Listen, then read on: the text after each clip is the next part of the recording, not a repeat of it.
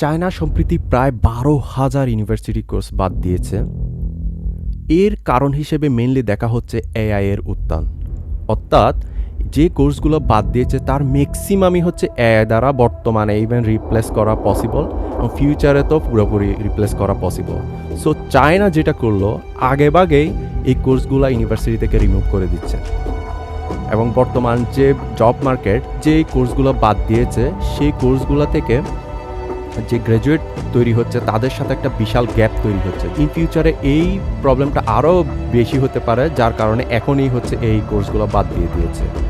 যেই কোর্সগুলো বাদ দিয়েছে তার মধ্যে আছে public administration, logistic management, art design, product design, তারপর বিভিন্ন মিডিয়া এবং ল্যাঙ্গুয়েজ রিলেটেড কোর্স এন্টায়ারলি বাদ দিয়েছে।